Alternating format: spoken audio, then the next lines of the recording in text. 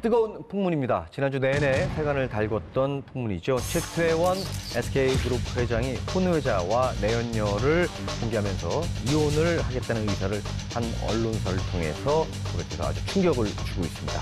우선 좀 간단히 정리를 해주시죠. 네, 지난주 화요일이죠. 연말이 조용하게 넘어가질 않았어요. 지난해도요. 29일 날 SK 최태원 회장이 한 언론사에 A4 용지 석장 분량의 편지를 보냈는데 이게 공개가 돼가지고 완전 세상이 깜짝 놀랐죠. 스캔들의 상대가 40대 내연녀이고 본인이 직접 언급을 했어요. 혼외자가 있다 이렇게. 이건 좀 이거 오래된 뉴스 아니에요, 이거 좀? 그렇죠.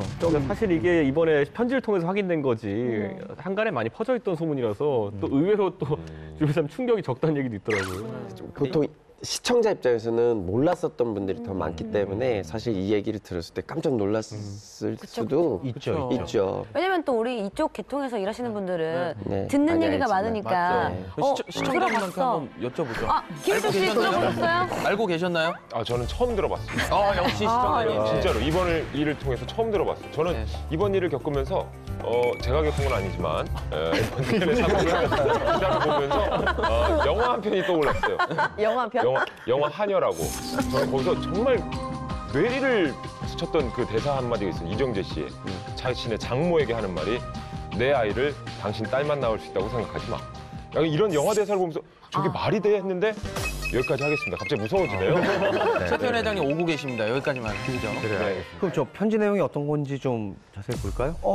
간단하게 앞부분만 얘기하면 일단 그 아내인 노소영 아트센터 관장이죠. 노소영 그 아내하고 사이가 안 좋다 이걸 고백을 했고요. 그동안 성격 차이 때문에 10년 넘게 서로 감정의 거부를 키워오던 중에 실제로 별거는 아주 오래전에 했다고 고백을 했고요. 그래서 이제 특이한 거 하나는 아이들 엄마라든가 아내라든가 이런 표현을 전혀 쓰지 않았고 그냥 노소영 관장이라는 표현을 썼다는 점에서 굉장히 드라이하게 차갑게 이렇게 대했다는 게 그냥 특이하게 받아요. 그럼 마음이 이미 남자 쪽에서 이미 예전에 떠났다라는 그런 의미일 수도 있고 그렇죠. 심리적으로는 굉장히 사무적으로 지금 호칭을 하는 거잖아요. 예. 그리고 실제로 이런 말씀이 있었어요. 노 관장과 부부로 연을 이어갈 수는 없어도 그냥 좋은 동료로 남고 응원하고 싶다. 라는 얘기가 있어요. 그러니까 이미 최태원 회장 쪽에서는 마음의 정리가 예전부터 정리가 됐다. 그리고 어느 정도 정리가 다 됐기 때문에 이렇게 언론사에도 긴 편지를 보내지 않았나. 좀 굉장히 오랜 시간 좀 준비한 게 아닐까라는 생각이 들고 또 사실 이 내연녀 부분에 있어서 설명한 것도 되게 충격적이었는데 이 편지 내용을 보면은 그 과거 결혼 생활을 더 이상 지속할 수 없다는 점에는 서로 일단 공감을 했고 그렇기 때문에 이제 별거를 하고 이혼에 대해서도 좀 논의를 했는데 그 과정에 우연히 마음의 위로가 되는 한 사람을 만났다라는 표현이 있어요. 마음의 위로. 아니 그러면은 어디서 만났다는 거예요? 지금 그 부분에서 이제 세세하게 알려지지는 않았지만 일단은 그 최태원 회장하고 노소영 관장이 함께 다니는 교회에서 만났다 이런 얘기가 나왔고요. 교회 오빠네요. 그러니까요. 네. 그런데 이제 최태원 회장하고 만난 것은 그렇게 됐지만 실제로 노소영 관장과 그 여인이 사전에 알았느냐는 아직은 밝혀진 게 없고요. 분명한 거는 이제 노소영 관장도 6년 전에 아이를 낳았을 당시에는 알았다는 거예요. 6년 전에.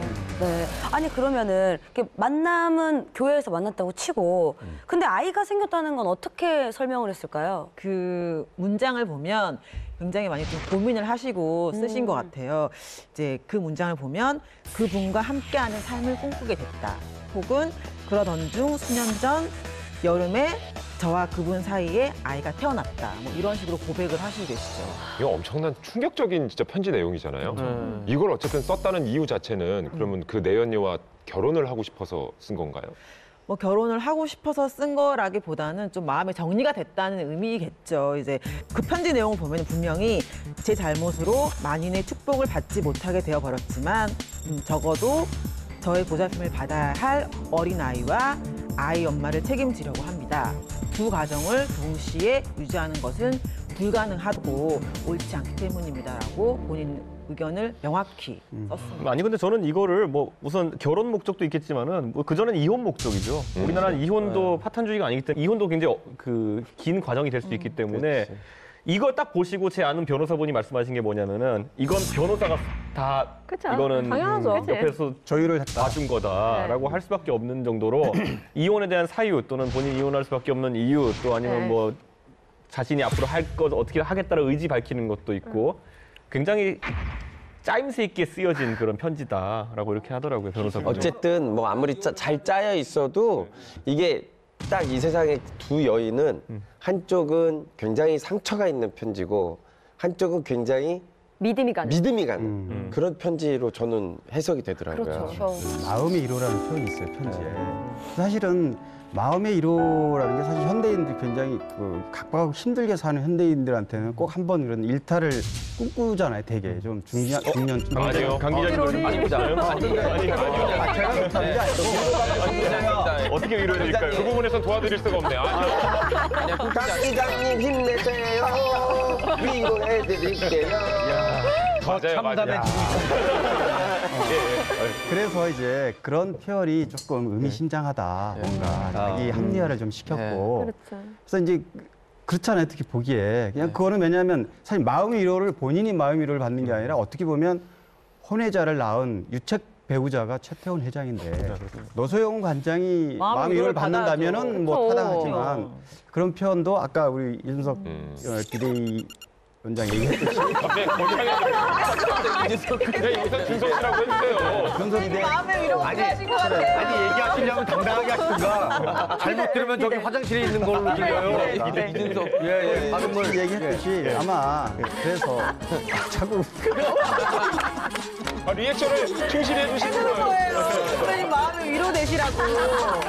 아니 그러면 그 한 언론사에 편지를 보낸 건데 왜 그러면 그 특정 언론사였던 거죠? 그 부분도 굉장히 이제 물론 언론사에 우리 기자들 다 의아했고 다 그 부분에 대해서 얘기를 많이 했는데 그 특정 언론사 그 편집국장이 또 원래는 이제 이 문제를 가지고 최태원 회장이 지인들과 많은 그 고민을 토로했다고 그래요 사석에서. 근데 그 사석에 계신 분이 이제 그 언론사 편집국장을 좀 잘 알고 그래서 그 얘기를 듣고 보니 차라리 그럴 게 아니라 직접 편지를 써서 간접적으로 하지 말고 본인이 직접 하는 방식으로 하면 어떠냐. 그래서 이제 편지를 쓰게 됐다고 그래요. 근데 이제 사실 이제 최 회장 얘기가 기사로 나오면서 수많은 관련 기사들이 뜨면서 그때 보니까 특정 여가수와도 내연 관계가 있었다. 뭐 이런 풍문들이 있었더라고요. 그랬죠. 정말 그 여가수인 건가요? 이번에 내용이?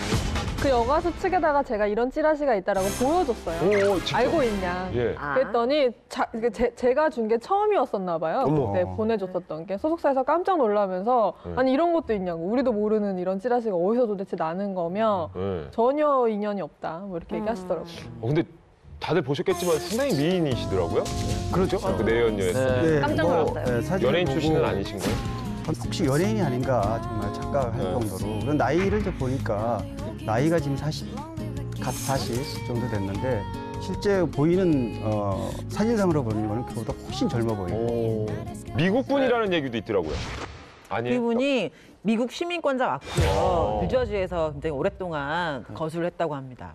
아니 근데 이 원래 그 세이라고 재미유급부 여성들 커뮤니티 같은 곳이 있는데 거기서 또 이 몸짱 아줌마라는 변호로 불릴 만큼 활발하게 활동하던 분이고 그 아이 안고 있는 사진 같은 것들도 이제 공개된 근거에 올리고 자기가 직접 그러니까요. 올리고 그랬다 하더라고요. 사실 좀 그래서 좀 유명하신 분이었다고 해요. 네, 맞아요. 약간 교포들 사이에서도 굉장히 유명했고, 그리고 실제로 좀 연예인 친구들이 많대요. 그래서 뭐 오양, 제이양 등 이런 연예인 오해하니까 좀 이상하다. 친구들도 있고, 그리고 실제로 이 사이트가 진짜 유명하거든요. 근데 여기서 2012년 6월 16일부터 18일까지 4일간 최태원 회장 교제 사실을 언급되기도 했었다는 얘기가 나오고 있어요.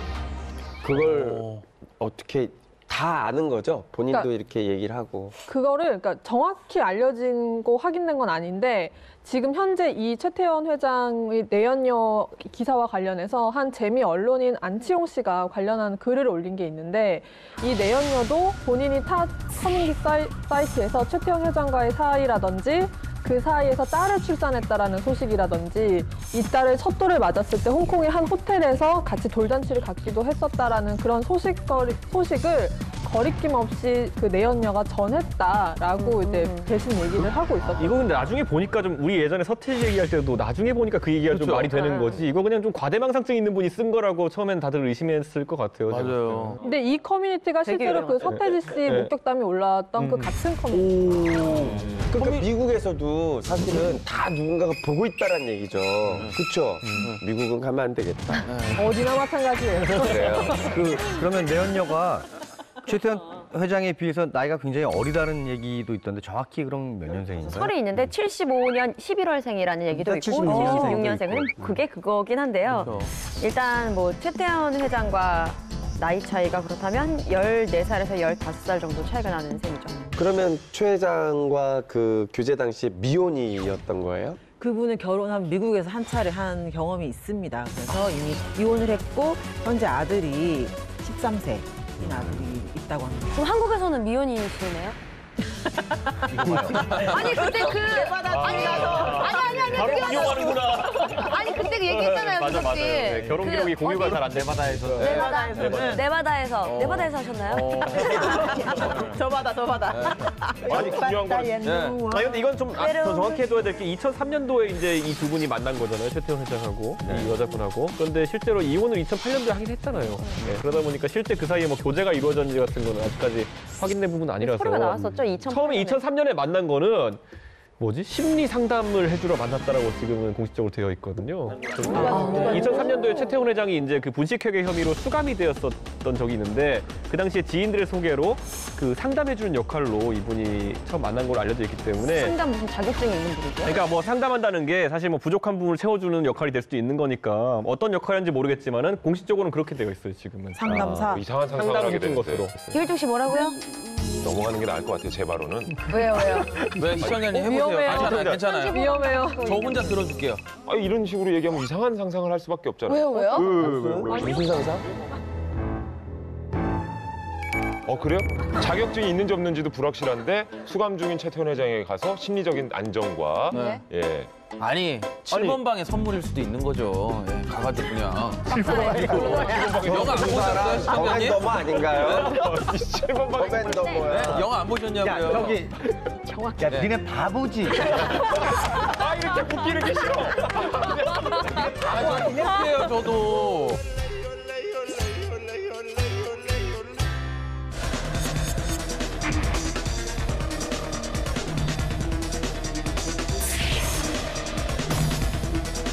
금매 언니가 보고 왔다. 그거밖에 못 들었어요. 차대에서 뭐 민수 가게 한다고. 아니 안녕하세요. 그런데요 촬영 지금 영업 중이잖아요. 네. 지금 저 때문에 지금 이렇게 진짜 제가 지금 현장이 아니라 좀 양해를 부탁드릴게요. 첫 만남은 그러면 최태원 회장도 아직 이혼 전이었고 김모 씨도 이혼 전이었던 건가요? 근데 이제 그 시점이 정확하지 않는데요. 사실 그럴 수도 교제라고 있고 아닐 수도 못 박을 있단 말이죠. 교제가 아까 이준석 씨가 얘기했듯이 언제이냐에 따라 다른데 물론 확실한 거는 최태원 회장은 유부남이었던 건 맞고요. 이제 상대방 김모 씨가 당시에 이제 남편과 이혼이 됐는지 안 됐는지 한간에 또 찌라시에는 최태원 회장을 만나면서 이혼을 했다 이런 얘기도 있으니까 그건 뭐 정확한 건 물론 아닙니다. 그래서 어쨌든 2008년 6월에 그 김모 씨가 이혼 소송을 제기해서 8월에 이혼을 한 걸로 이렇게 돼 있단 말이죠. 그래서 뭐 유부녀냐 뭐 아니면 유부남과 미혼이냐 이거는 좀 더 정확한 걸 좀 알아봐야 될 것 같습니다. 그럼 언제부터 그분과의 그 관계가 만남이. 만남이 시작된 거예요? 그래서 아까 그 이준석 씨가 얘기했듯이 2003년에 이제 SK 그룹 세계훈식 때문에 구속됐었단 말이에요, 최 회장이. 그랬다가 2008년에 이제 광복절 특사로 석방이 됐는데 아마도 그 이전에 만났을 수도 있지만 그 시점 무렵해서 아니면은 뭐 교도소에 있을 때부터일 수도 있고. 교도소에서 새로운 사람 만나기 쉽지 않지 않나요? 아니 그러니까 아까 뭐 심의치료 했다고 그러니까 메뉴 보고 이렇게 하는 것도 아니고. 연애를 봐가지고 뭐 예. 어쨌든 예. 그런데 이제 아이는 2010년에 낳았으니까 어쨌든 2008년 전후에서 만난 게 아닐까 이렇게 추측이 되죠. 자, 그럼 뭐 정리를 해보자면 2008년도에 석방 이후에 그분을 만나게 되셨고 2010년 여름 혼외자가 태어났다는 거네요. 그렇죠. 그럼 지금 함께 뭐 같이 생활하고 있다라는 얘기도 나오는데 그거는 밝혀진 게 있습니까? 최근에 이제 두 분이 뭐 함께 이제 동거를 하신다고 그렇게 알려졌고요. 그래서 그 집은 한남동 UM빌리지 쪽이다. 뭐 이런 게 언론을 통해서 알려졌죠. 여기서 궁금한 것은 최태원 회장의 부인인 노소영 관장은 이 모든 사실을 알고 있었던 거네요? 그 최태원 회장 편지를 보면은 이제 아이가 태어난 이후에는 노 관장이 알고 있었다. 뭐 이런 뉘앙스의 말들이 적혀 있어요. 아마도 마음 고생이 좀 굉장히 심하지 않았었나 생각을 해봅니다. 그러셨겠네요. 노소영 관장은 인품이 좋기로 아주 소문이 나신 분이잖아요. 저도 몇 번 뵌 적이 있고 또 이렇게 만나 뵈면 또 인사를 주고받는 사이거든요. 굉장히 재벌스럽지 않고 굉장히 소탈하시고 소박하시고 인상도 굉장히 선하시고 저의 기억에는 아주 좋은 인상을 주셨던 몇 안 되는 재벌 아빠 마님을 기억하고 있습니다. 이렇게 사실은 그 남편의 혼외자가 만천하에 공개가 되고 그리고 또 이혼을 하고 내연녀와 재혼을 하겠다라는 어떤 골재 그 내용인 건데 최태원 회장에 대해서 노소영 씨는 어떤 입장입니까? 지금 뭐 공식적인 입장을 발표를 하셨죠? 지인을 통해서 한 언론사의 입장을 이제 대신 전달을 했는데 그 노 관장의 말에 따르면 꿋꿋이 가정을 지키겠다. 또한 아이들도 이혼을 원치 않는다라는 식의 얘기를 하고 계세요. 그런데 여기에 이제 한 가지 덧붙이자면은 원래 우리 이태원에 가면 약간 심심인형 같이 그 홍두천 씨가 많이 받아주잖아요. 연예인들 상담 이런 것들. 그런데 심심인형. 진짜 그거 맨날 뭐 누가 와가지고 상담하고 있어요. 네. 그런데 또 상담사. 보는 거 아니에요? 하루점. 오늘은 좀 안 오네요.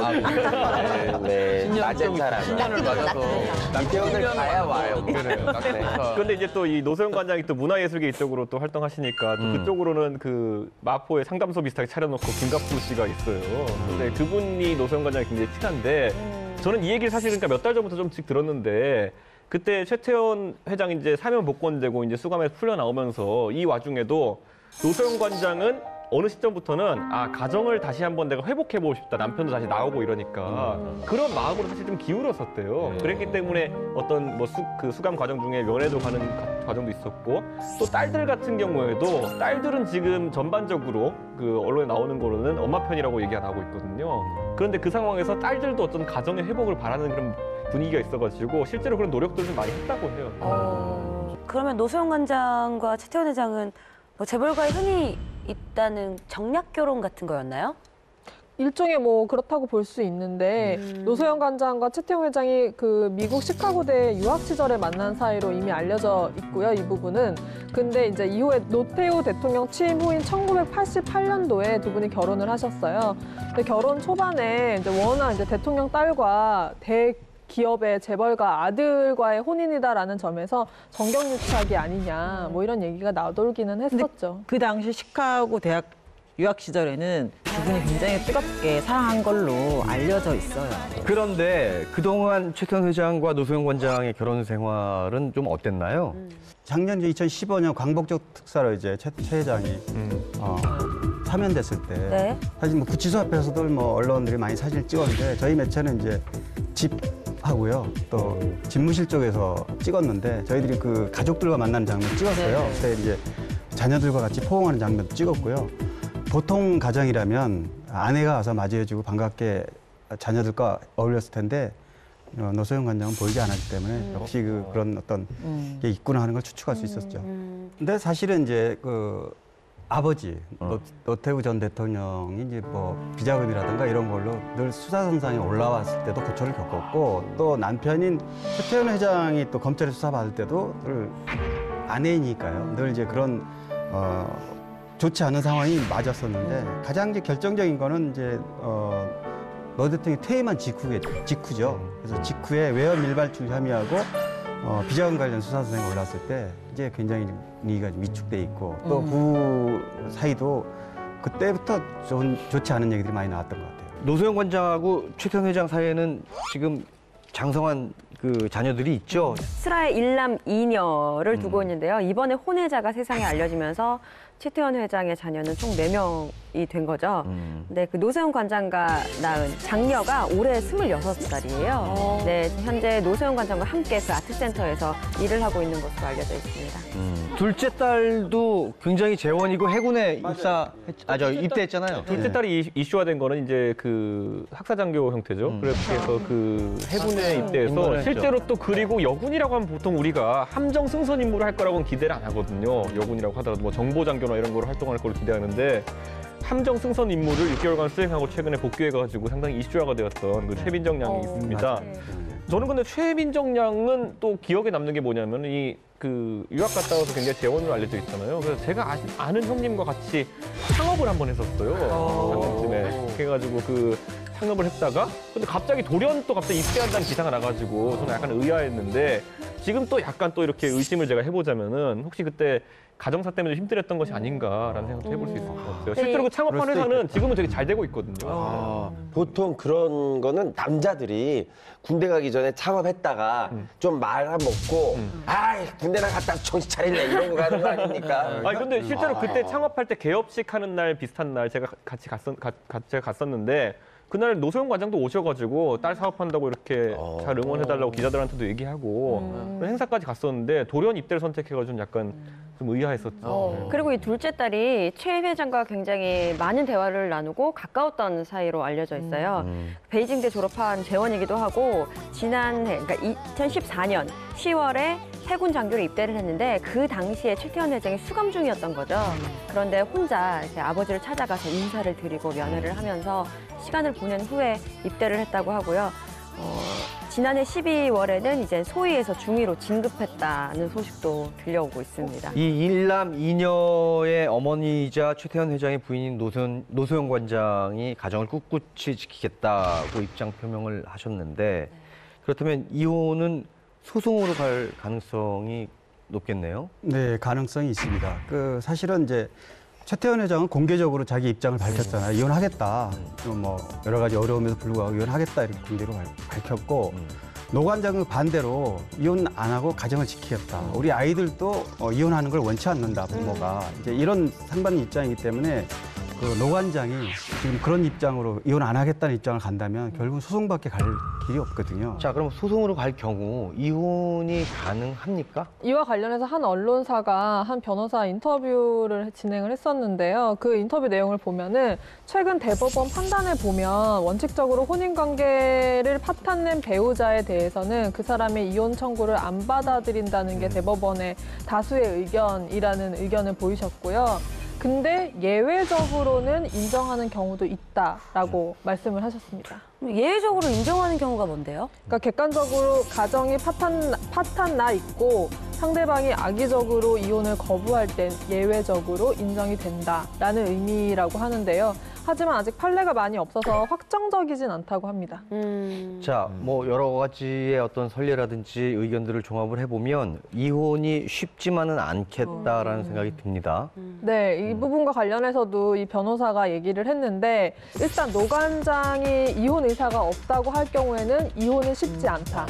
그리고 최 회장 측이 노 관장에게 혼외자와 내연녀에 준하는 유책 사유가 있는지를 입증해야 이혼이 가능할 것이다라고 이제 전망을 하고 있습니다.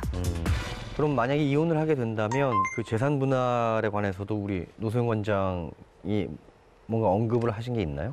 일단은 이번 일과 관련해서 노 관장은 가정을 지키겠다라는 거 말고는 어떤 얘기도 이제 구체적으로 얘기를 한 건 없어요. 그렇기 때문에 좀 지금은 좀 조심스러운 부분이기 때문에 말을 일부러 아끼고 있는 게 아닌가라는 생각이 듭니다.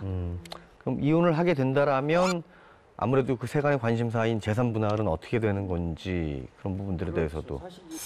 최 회장이 지금 뭐 주식 보유로 보면 이제 작년 연말 기준으로 대략 한 4조 2천억 정도 되더라고요. 그러니까 개인 부동산이라든가 개인 금융자산은 밝혀진 게 없지만 그거는 안 밝혀졌고 공시돼 있는 기준으로 보면 그 정도 된단 말이죠. 근데 10년 이상인 경우에 대개 절반 정도를 분할하는 이제 판례가 많은데 이 경우에는 이제 최 회장이 돈이 워낙 많으니까 절반으로 볼 수는 없고 아마 합의를 한다면 가장 뭐 명쾌하게 끝나겠지만 끝까지 소송으로 간다 해도 그렇게 뭐 절반으로 가는 부분은 상상하기 좀 어렵죠. 일부에서는 이제 SK그룹이 지금까지 사업을 확장해 오는 과정 속에서 뭐 과거에 섬유나 이런 거 하던 테이프 만들고 이러던 상황에서 지금의 어쩌면 뭐 하이닉스 반도체라든지 아니면 SK텔레콤이라든지 이렇게 중견기업도 인수하게 되는 과정 속에서 확실히 좀 정치권의 도움 받지 않았냐라는 그렇죠. 이야기를 하고 있기 때문에 이런 재판도 처음이죠. 그러니까 사실 노태우 대통령이 어느 정도 도움을 줘가지고 이렇게 했다고 하면은 노태우 대통령 입장에서도 굉장히 좀 명예가 손상되는 일이지만은 어쨌든 재산 분할에 기여했다는 측면은 부분을, 네. 논리적으로 맞긴 맞거든요. 맞아요. 그렇기 때문에 이 판단이 어떻게 나올까가 앞으로 하나의 판례로 재밌는 판례로 남을 것 같다는 생각이 듭니다. 자, 어쨌든 뭐 재벌 총수로서 받게 될 비난을 감수하고 혼외자를 세상에 공개한 최태원 회장 그리고 가정을 지키겠다고 하는 노소영 관장 앞으로 이 두 분의 행보를 지켜보겠고요. 새로운 소식이 들어오는 대로 풍문쇼에서 전해드리도록 하겠습니다. 연예계 기사가 줄줄이 좀 큰 것들이 터진다. 정치권에 뭔가 큰 이슈가 있는데 이걸 덮으려고 하는 거 아니냐. 그럴 일이 없죠. 아니요. 내부자들인가 그 영화를 보니까 다 그럴듯하더라니까. 이건 진짜 세기의 스캔들이었죠. 청와대 정책실장과 스캔들이 이렇게 있었는데 만나서 그 얘기를 나누고 쓰지 않은 게 있어요. 예. 오피스텔을 얻어놓고 세상 여자들은 다 여자다. 떠들썩하게 그분과 그래서 동거수준이었다는 얘기도 나왔어요. 모 연예인. 굉장히 센 거네요. 그러면은 국민. 저는 맨 앞에 이제 드릴게요.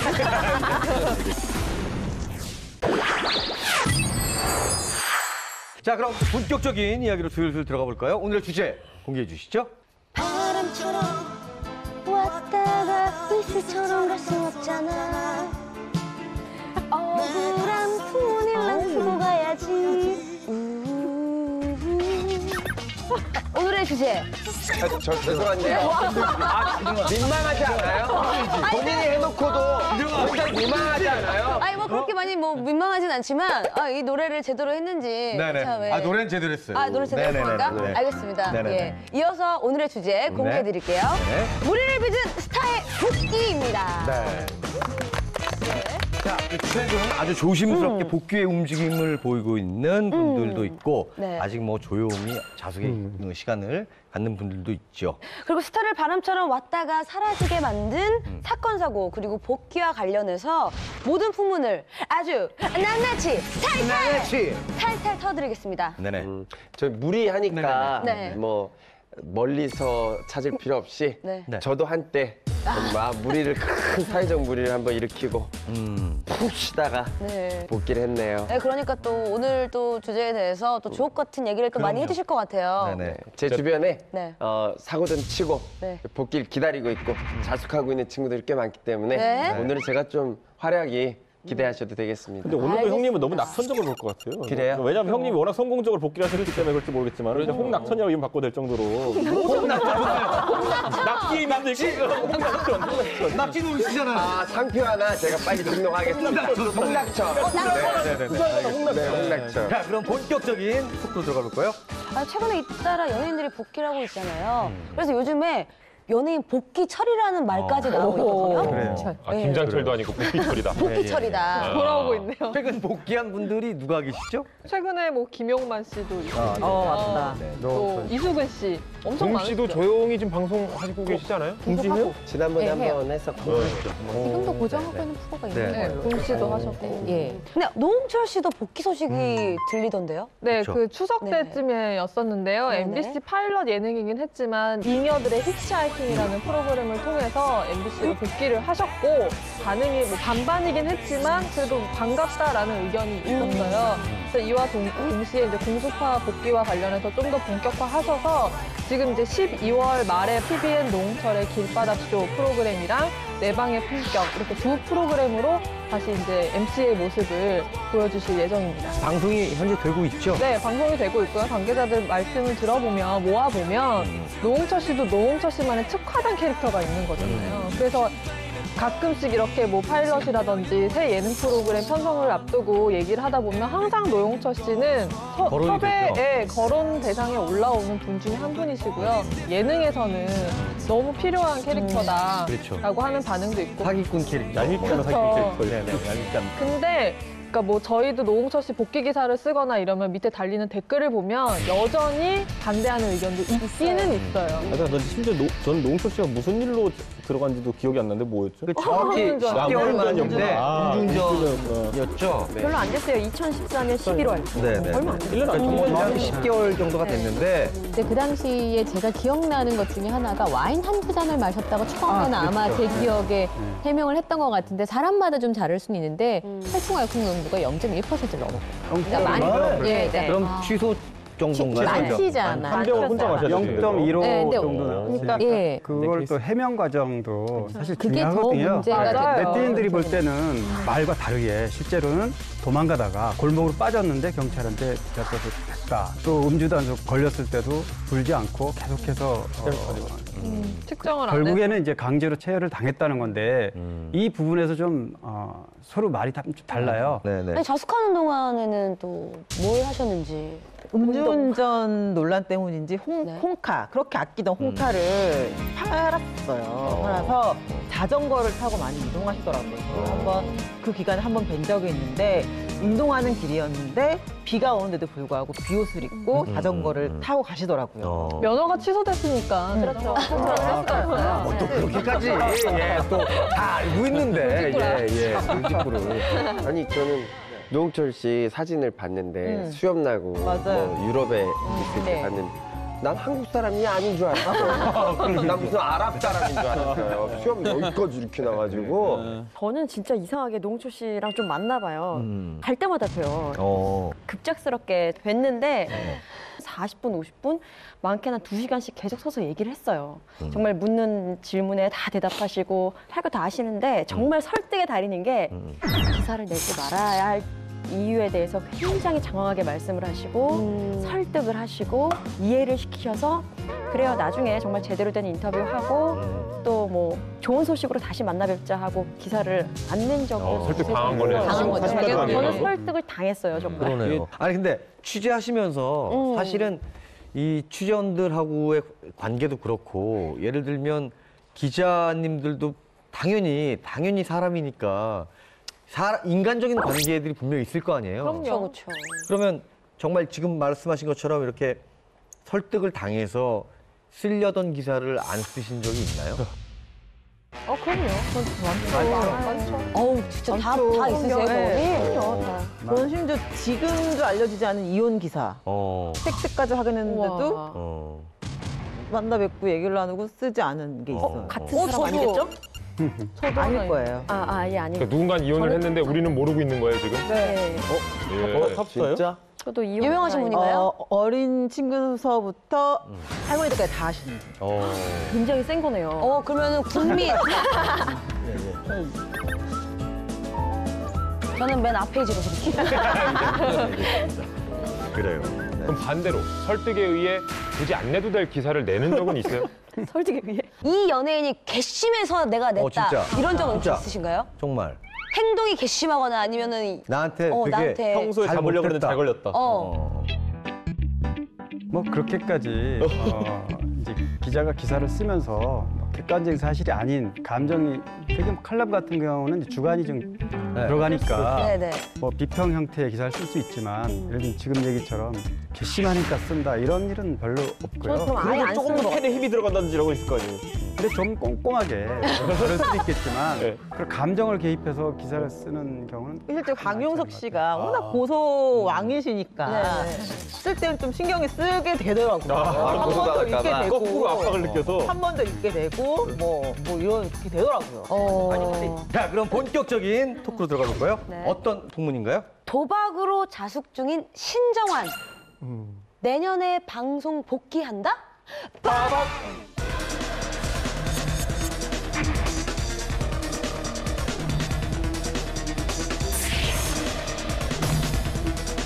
금매 언니가 보고 왔다. 그거밖에 못 들었어요. 어디 오차대에서 뭐 비수국 가게 한다고. 아니 안녕하세요. 그런데요 촬영 지금 영업중이잖아요. 네. 지금 저 때문에 지금 이렇게 진짜 제가 지금 현장이 아니라 네, 좀 양해를 부탁드릴게요. 지금 예. 아니 근데 이런 얘기를 들어보셨거나 아는 게 있는 분들은 앞에 있는 풍등을 켜주시기 바랍니다.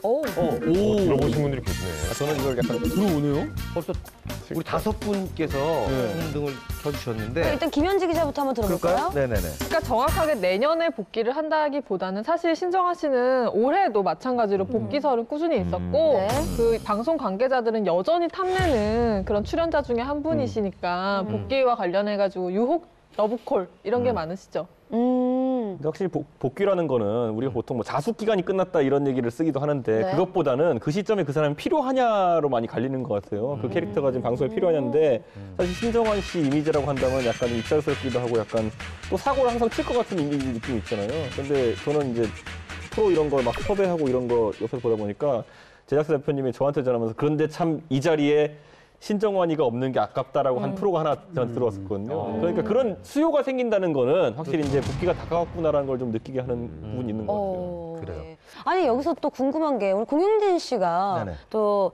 K본부의 상상 플러스라는 예능도 같이 하셨었잖아요.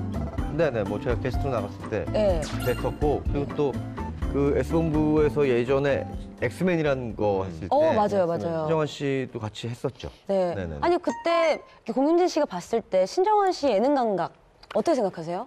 신정환 씨가 룰라로 데뷔해서 컴퓨터보도 그렇고 이제 가수 활동을 하셨잖아요. 근데 이제 예능인으로서 정말 일정 부분 천재가 아닌가 싶은 생각이 제가 가끔 들었었어요. 그러니까 리액션이라든지 아니면 상황극이라든지 이런 것들에 대한 어떤 그 능청스러움 이런 것들이 굉장히 사실은 저는 그 강렬한 인상을 받았었거든요.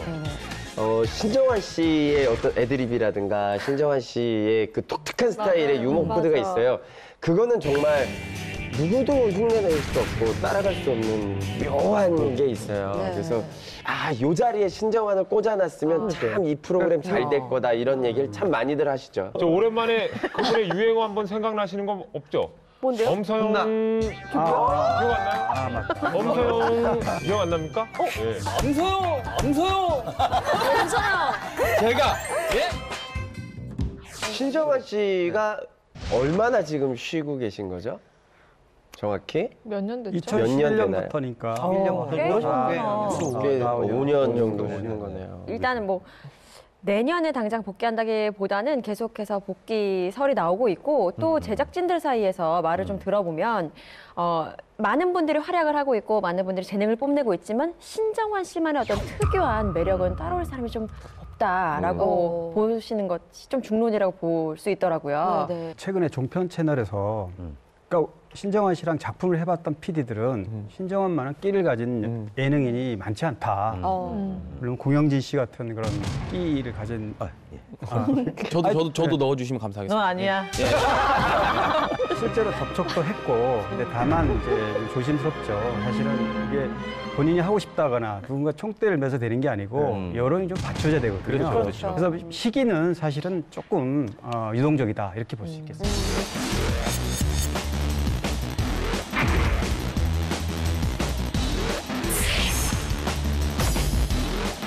은매 언니가 보고 왔다. 그거밖에 못 들었어요. 오차대에서 뭐 민수 가게 한다고. 아니 안녕하세요. 죄송한데요. 촬영 지금 영업팀이잖아요. 네. 아직 저 진짜 아니에요. 제가 지금 여기 팀장이 아니라 좀 양해를 부탁드릴게요. 저는 근데 이 복귀라는 거 신정환 씨 복귀를 보면 항상 느끼는 생각이 뭐냐면은 지금 우리가 오늘도 이렇게 방송에서 언급하잖아요. 네. 그럼 우리의 방송을 보고 또 대중이 반응할 거 아니겠어요? 그렇죠. 그러니까 이 과정을 몇 번 거칠 것 같아요, 제 생각에는. 왜냐하면 네. 정치인들도 보면 뭐 장관 같은 사람들 임명할 때 보통 알게 모르게 옆에 언론에 이렇게 기사 좀 에드벌룬을 얘기해가지고 띄워놓고서 애드벌룬 반응을 좀 보는 띄워놓고 거죠. 여기다 누가 쏘나 안 쏘나를 본 다음에 거기에 따라서 인사를 하는 경우도 있기 때문에 지금 방송 PD들도 아마 지켜보고 있을걸요? 우리 방송 결과를. 예. 근데 신정환 씨 경우는 제가 생각할 때 도박의 문제기보다는 최근에 또 연예인 그 문화생인데 결혼을 앞두고 나왔던 그 이제 훈련생, 훈련비 이런 얘기가 있었기 때문에 아마 조금 더 지켜봐야 되지 않을까. 그런데다가 싶은 신정환 씨 생각이 같은 경우는 도박도 문제였지만 그 당시에 그 방송을 펑크낸 이유가 이제 나름 아파서 그랬다. 댕기열. 그러니까 해명에 문제가 있었죠. 그런 부분들 때문에 이제 그게 거짓으로 밝혀지니까 네. 거기에서 대중들이 괘씸죄까지 추가가 된 거죠. 네, 네. 그리고 그 이후에도 어쨌든 댕기열 약간 웃긴 해프닝이라고 할 수도 있는 그런 네. 일 이후에도 그게 거짓말인 게 알려졌는데 바로 한국으로 오지 않으시고 네. 계속 해외를 돌아다니셨고 또 반성하는 모습을 바로 보여주신 것도 아니셨고 그래서 2010년 9월 12일 날 한국에 귀국할 예정이었는데 또 돌연 귀국을 일정을 미루면서 행방이 계속 묘연해져서 도대체 어느 나라에 가 있냐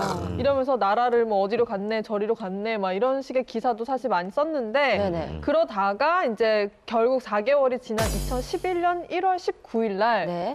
귀국을 하셨는데 그렇게 논란 속의 인물이었던 신정환 씨가 M 브랜드 그때 당시 엄청난 그 명품 브랜드로 알려진 그 M 브랜드의 그 패딩을 입고 나오신 거예요. 모자도 되게 웃긴 거 모자를 입어요. 너무 다 하얀색. 명품, 바지도 명품, 너무 다 명품이어가지고 아니 또 저 와중에 저렇게 명품으로 이렇게 하고 나왔냐 이래서 좀 약간 모자의 모양도 되게 욕 많이 먹었었잖아요. 네. 약간 뭐 그 모양 때문에 대중들을 비웃는 것 아니냐라는 얘기까지 이렇게 있었죠. 네. 이렇게 인사하면 네. 이상하게 보이니까. 변화되니까. 근데 한국에 그때 왔을 때 목발 짚고 왔었잖아요. 그래서 사람들이 동정론을 불러일으키려고 한 거 아니냐라는 얘기도 있었는데 제가 그때 신정환 씨의 다리를 고쳐 좀 붙일 만나가지고 인터뷰를 몇 번 했었는데 신정환 씨 같은 경우에는 휘어 있는 다리를 일부러 부러뜨려서 다시 모양을 잡아서 정상적인 일자 형태로 만들어주는 뭐 심을 받고 해서 굉장히 어려운 수술이고 굉장히 좀 뭐 듣기만 해도 좀 상태는 이상한 정말, 느낌이 심각했다고 드는데 해요. 다리 부러뜨려가지고 다시 맞춰요?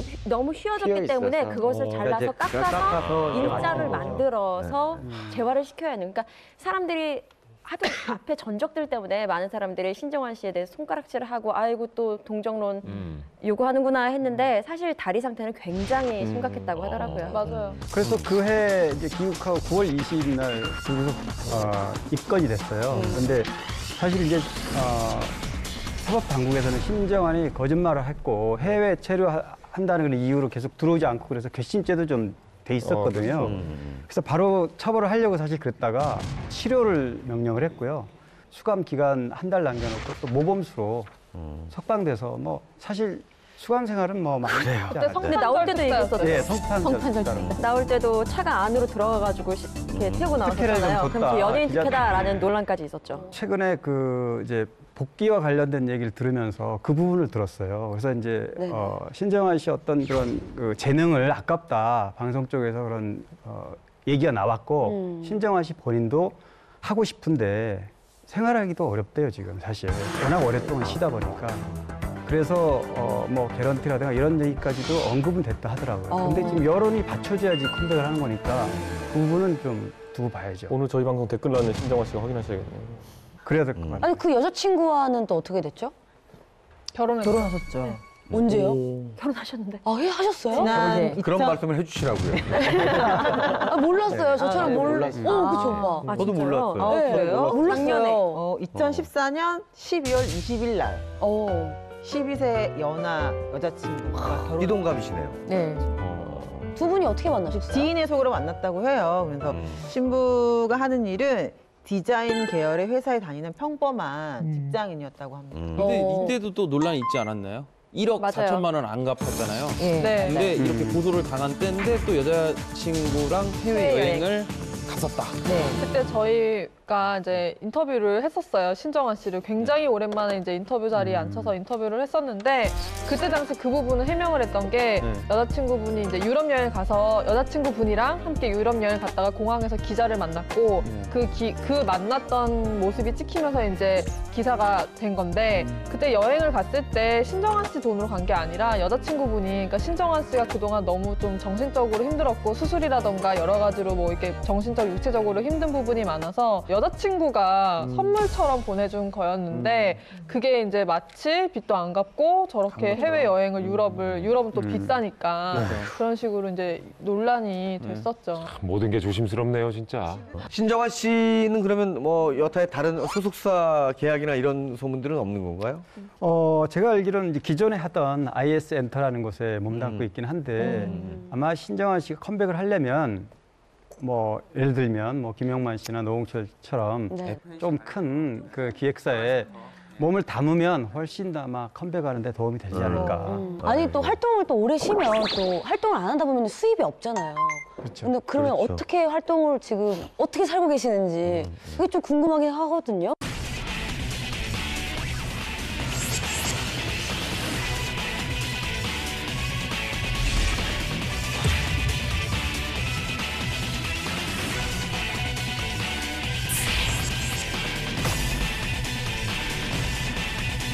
신정환 씨의 근황을 입수한 풍문쇼.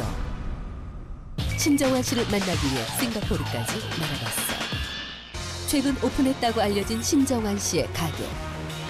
제작진은 현지 교민을 통해 수소문을 시작했어. 신정환 씨가 싱가포르에 이제 장사하고 계시잖아요. 네, 맞아요. 몇 명 갔다고 그러던데? 아이스크림. 저 아이스크림 집이라고 하던데 어딘지 잘 모르겠어요. 아, 듣기는 오차드에서 뭐 빙수 가게 한다고 들었는데. 은매 언니가 보고 왔다. 그거밖에 못 들었어요. 어디예요?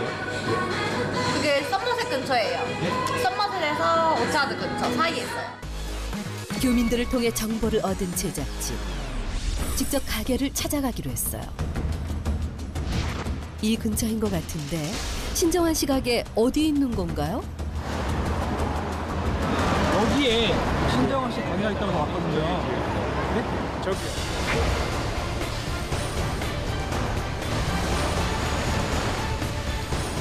어머, 신정환 씨. 여기가 신정환 씨 가게 맞는 거죠? 신정환 씨 여기 계신가요? 여기 신정환 씨 가게 아닌가요? 아, 맞긴 한데 오늘 안 나오세요. 오늘 안 나오세요? 그 신정환 씨 인터뷰 좀 부탁하려고 그 채널A. 채널A? 예. 오늘 저기 누구세요? 안 나오세요? 아예 안 나오세요? 오늘 나오셨네. 신정환 씨가 왔다고요? 아예 안녕하세요. 근데 죄송한데요. 드디어 만났네요. 조용히 하고 싶은 사람이고 이제 저는 제가 지금 여기서 지금 이제 뭔가 좀 시작하는 사람이잖아요. 양해를 좀 부탁드릴게요. 그럼 혹시 밖에서는 촬영이 가능할까요? 신정환 씨 인터뷰는 정중히 거절하네요. 대신 일을 하는 신정환 씨의 모습을 멀리서 지켜볼 수 있었어요. 가게 청소도 하고 한국 관광객들도 반갑게 맞아주고 늦은 시간까지 가게에 머물며 애정을 보이는 신정환 씨를 포착할 수 있었어요. 아내와 함께 싱가포르에서 새로운 출발을 한 신정환 씨. 정말 행복해 보이네요.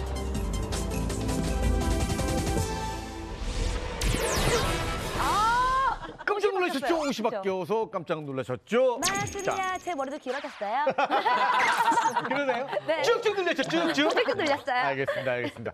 자, 저희가 녹화가 끝난 이후에도 계속 진행되는 소식 때문에 네. 발빠르게 전해드리고자 이렇게 다른 옷으로 짠 바꾸고 새롭게 다시 나타났습니다. 맞습니다. 우리 제작진이 싱가포르까지 날아가서 신정환 씨의 근황을 담아오셨는데요. 그러게요, 네. 어떻게 참 신정환 씨 좋아 보이시네요. 네네네. 네. 우리 김현주 기자, 매체에서 또 이와 관련된 단독 기사 내셨잖아요. 단독 전문이죠? 단독 전문. 제가 한 건 아니고요. 제 네네. 후배가 네네. 단독으로 이제 기사를 냈는데 그 VCR을 보신 것처럼 최근에 아이스크림 가게를 오픈하셔서 뭐 장사를 하고 있다고 해요. 싱가포르의 한 쇼핑센터에서 오픈을 하셨는데 매우 건강해진 모습이기도 하고 또 이 모습이 결혼한 이후에 뭐 특별한 활동이나 복귀 움직임이 전혀 없다가 오랜만에 보여진 모습이기 때문에 좀 더 대중들도 반가워하지 않을까라는 생각을 하고 있습니다. 지금 그 아이스크림 가게는 아내분이랑 같이 운영을 하고 있다고 해요. 그럼 어쨌든 그 결혼 이후에 첫 번째로 하는 공식적인 그 활동이신 거죠? 네, 네, 그렇죠. 사업은 어떻게 잘 되신답니까? 무려 뭐 1시간 반 이상을 기다려야 들어가서 빙수를 먹을 수 있는 오. 굉장히 인기 아이템이고 인기 명소라고 하더라고요. 혹시 가게 좌석이 조금 작은 건 아닌가? 한 시간을 기다려야 되는 거예요. 저기 너무 요식 업계 대부로서 아니요. 싱가포르에 있는 것까지 이렇게 신경을 쓰시면 아니, 그러니까 그렇게 싱가포르에서 대박을 치고 다시 역으로 한국을 칠 수도 있거든요. 그렇죠. 제 영역에 못 오게 하려고. 홍 대표님은 저 빙수는 아니잖아요. 빙수는 아니지만 네네네. 네, 군부터 한번 해보려고. 네. 저희가 또 신성원 씨랑 인터뷰를 했었거든요. 근데 그때 당시에도 방송 복귀에 대해서만 얘기를 하면은 좀 아직 모르겠다. 언젠가 뭐 하겠지라고 이렇게 말끝을 좀 흐리시더라고요. 그러면서 좀 조심스러워 하시는 모습이 있었고 또 그랬는데도 불구하고 지금 어쨌든 복귀를 안 한 지 4년이 흘렀는데 아직까지도 뭐 특별한 움직임을 안 보이시는 걸로 봐서 그만큼 신중하게 결정하려고 하는 게 아닌가라는 거를 좀 관측할 수 있고 또 하나가 이제 복귀를 했을 때 사실 또 대중들의 시선이 뭐 모두가 다 받아들일 수는 없잖아요. 그렇기 때문에 좀 또 한 번 이렇게 겪어야 할 모진 풍파를 걱정하시고 있다라는 생각도 들더라고요. 신정원 씨는 그래도 방송 언젠가 하셔야 될 것 같은데 왠지. 그럼요. 그 재능을 썩히긴 약간 어렵잖아요. 아이스크림 CF를 지금 노리는 걸 수도 있어요. 그건 아닌가요? 오늘 저기 의상 잘 입고 오셔가지고 뜬금없이 그런. 예. 신정원 형님 아이스크림 한번 먹으러 가겠습니다. 여자친구를 상습 폭행한 혐의로 기소된 가수 김현중 씨가 예전에 폭행 시비에 말렸던 전 여자친구와 재결합을 하여 아이를 낳고 9월 달에 아빠가 된단다. 초음파 사진에 그 이름이라도 있었으면요 믿었어요. 근데 초음파 사진에 이름도 없어요. 하시고 싶은 말씀 없으세요? 결과는 원하시는 대로 나올 것 같은데. 100%입니다. 100%입니다.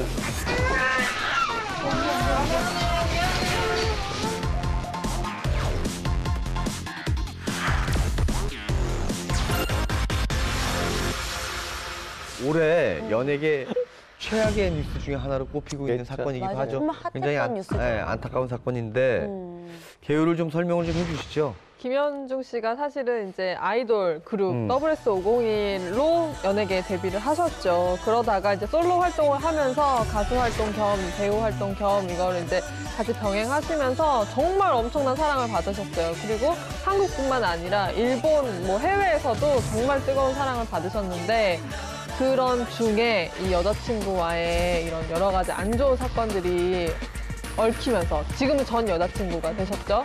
그분과 이제 얽히면서 약간 좀 얘기가 나오고 구설에 올랐던 그런 케이스였죠. 일단 시작은 2014년 8월 지난해 여름에 있었던 일인데 김현중의 전 여자친구죠. 여자친구 최모 씨가 김현중을 폭행치상 혐의, 상해 혐의로 경찰에 고소를 했어요. 고소를 했는데 이 사람은 2012년부터 교제를 해서 뭐 2년간 김현중과 사귀었었고 근데 2014년 5월 말부터 7월까지 수차례 김현중으로부터 폭행을 당했고 갈비뼈가 골절되는 상해를 입었다고 주장을 한 거죠. 경찰 조사를 받았었죠. 김현중 씨가 공개적으로 출두도 했었고요.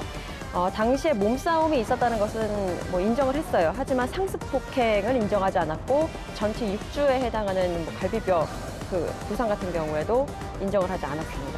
근데 그 이후에 사과문 발표하면서 일부 인정을 했고 그리고 여자 쪽도 폭행에 관한 그 고소를 취하지 않았던가요? 네, 맞아요. 그 2014년 9월에 김현중 씨 측에서 입장을 관련해서 사과문을 발표했었는데 어쨌든 그 2년여 정도 이제 서로 사랑을 했고 그랬던 분에게 정신적으로 육체적으로 상처를 준 부분에 있어서는 미안하다라고 공식적으로 사과문을 냈고 그러면서 이제 최 씨가 김현중 씨를 사과를 받아들이면서 고소를 취하를 하셨죠. 근데 고소는 취하가 돼도요. 네. 상해 혐의 부분은 고소를 취하해도 그냥 그대로 적용이 되기 때문에 결국 벌금 500만 원을 네, 맞아요. 약식 기소로 됐죠. 네. 아니 그럼 어쨌든 두 사람이 고소 취하 후에는 다시 만나기까지 했잖아요. 그렇죠. 다시. 네. 저 뭐 김현중 씨가 그 최 씨에게 깜짝 생일 파티도 해주고 그래서 다시 재결합했다 뭐 이런 얘기들이 있었고 실제로 지금 결혼하고 우리가 뭐 잘 살자 이런 문자를 또 보냈다고 해요. 그 만남을 지속한 이유가 이후에 이제 16억 고소 사건을 진행하면서 밝혀진 것이 그 고소를 취하했을 때 폭행 고소를 취하했을 때 6억의 합의금을 줬었는데 6억의 합의금을 준 다음에 합의서를 써주지 않았다는 거예요. 헐. 그러면 합의금을 줘봐야 소용없는 거잖아요. 그렇죠. 합의금을 써주지 않았는데 그럼 계속 만남을 지속하고 제주도에서 12월 31일까지 함께 만남을 지속해주면 내가 그때 합의서를 써주겠다라고 얘기를 했다는 거죠. 이건 물론 김현중 씨 측의 이야기예요. 그래서 여자가 가서 12월 19일에 둘이 만났어요. 만나서 몇 박 며칠을 같이 보냈죠. 그래서 12월 21일에 합의서를 써줬어요. 그리고 12월 31일까지 김현중 씨가 그 친구와 계속 만남을 가졌고 그 이후에 이제 딱 만남이 정리됐다는 생각이 들어서 김현중 씨는 굉장히 홀가분한 마음에 서울로 올라와서 가족들과 신정을 세면서 굉장히 홀가분한 마음으로 볼링도 치고 그렇게 웃으면서 화기에 보냈다고 해요. 근데 1월 3일에 여자친구한테 연락이 온 거죠. 임신했다고. 아이고. 그러면 두 번째 임신을 해서 아이가 있다라는 건 낳았다라는 건 이제 화해하고 뭐 12월 말에 그 기간에 제주도 그때 그때죠. 이제 그게 이제 문제가 된 거죠. 임신했다고 통보가 오면서부터. 그러니까 잘 매듭이 된 걸로 됐다가 12월 말까지 연초에 임신 사실을 이제 알리면서 이제 문제가 다시 불거진 거죠. 어쨌든 지금 좀 헷갈리시는 부분이 있을 수도 있는데 현재 진행 중인 그 16억 원대의 손해배상 청구 소송과 그 최 씨가 현재 임신한 것과는 전혀 상관이 없어요. 그건 예전 거로 지금 소송을 하는 거고 지금 이 아이가 뭐 김현중 씨의 아이든 아니든 뭐든 뭐 아이를 낳았든 안 낳았든 이번 소송과는 상관이 없어요. 지금까지의 어떤 사건 정황을 보면 뭐 사랑하고 싸움하고 소송하고 화해하고 재결합하고 다시 결별했다가 임신되고 뭐 다시 또 소송으로 정말 그 굉장히 그 예를 들면 그 양측이 다 굉장히 참 피폐해져 있는 상황일 것 같다라는 생각이 드네요. 근데 어쨌든 지금 김현중 씨의 아이다라고 이제 최 씨가 주장을 하고 있고 최근에 출산한 아이가 그거와 관련해서 김현중 씨 측은 자신의 아이가 맞으면 양육권 그 양육비라던가 뭐 이런 부분은 적극적으로 지원을 할 의사가 있다. 전 연인 최 씨가 김현중을 상대로 제기한 현 임신에 대한 친자 확인 소송. 지난해 임신과 유산에 대한 정신적 피해를 보상하라며 제기한 16억 손배 소송과는 별개의 사안인데요. 하시고 싶은 말씀 없으세요? 결과는 원하시는 대로 나올 것 같은 100%입니다.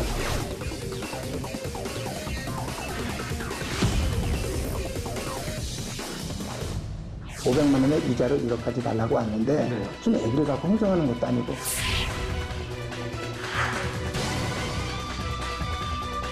두 번의 낙태, 두 번의 유산, 낙태도 강요에서 의했고 참고 우려먹을 생각이나 해야 해.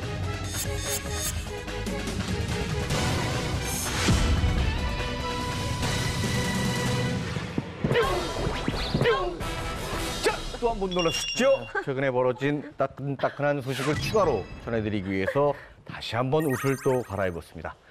김현중 씨가 작년 12월 14일 친자 확인 검사를 마쳤고 이에 대한 결과가 12월 21일 날 나왔죠? 어떻게 결론이 났나요? 예, 석 달 전이죠. 그 2015년 9월에 이제 최 씨가 아이를 낳으면서 새로운 논란에 다시 뭐 여러 가지 그 사이에 궁금한 것들이 많았는데 그래서 결국 12월 14일 날 최 씨가 원했던 바라던 곳의 병원에서 지정 병원에서 친자 확인을 했고요. 결과는 일주일 후에 나왔는데 99.999%, 거의 100%인데 원래 이건 수치를 그렇게 100%로 지정하는 건 아니고요. 99.9%면 완벽한 친자로 확인됐다고 볼 수 있습니다.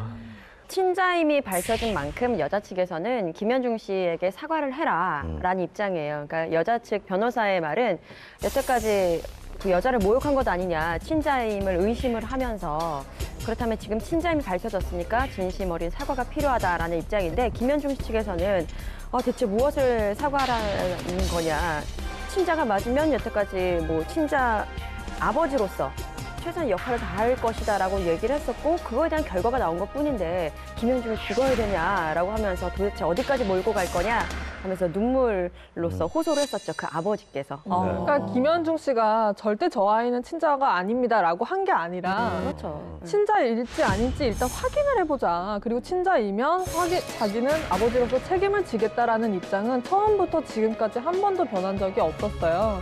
근데 이제 그 부분에 관련해서 최 씨 측에서 좀 계속 사과해라라고 얘기가 나오면서 마치 김현중 씨가 그동안 친자인 것도 부인한 것처럼 약간 좀 몰고 가는 듯한 분위기가 이루어지니까 이런 부분에 있어서 좀 억울해하는 것 같고 그 최 씨 측이 어쨌든 친자 확인 소송을 낸 거에 있어서도 김현중 씨 측은 그 확인 소송까지 가지 말자고 했던 이유는 소송을 하게 되면 아이를 확인하고 하는 과정이 좀 더 시간이 길어지니까 그러지 말고 유전자 검사를 그냥 소송 없이 빨리 진행을 하자였는데 최 씨 측에서는 안 된다. 소송을 통해서 법원이 지정한 병원에서 이거를 꼭 해야 한다라고 이제 주장을 했던 건데 이 부분에 있어서 도대체 뭘 사과를 해야 하느냐라면 이제 답답해하는 거죠. 그럼 저기 그 김현중 씨 측이 얘기해 왔던 것처럼 법에서 정해준 양육비를 제공하고 그리고 또 아버지로서의 어떤 도리는 다 하겠다 이런 뜻인 거죠? 그렇죠. 기존의 입장이 그 김현중 씨 부모는 어쨌든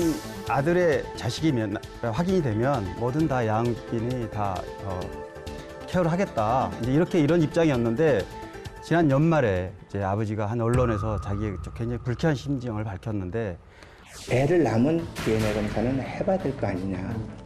우리가 확인을 못했으니까 그건 당연한 거 아닙니까? 해달라고 우리가 애는 책임지겠다고 얘기했는데 근데 소송을 했더라고요. 진짜 우리가 거부한 일은 한 번도 없거든요.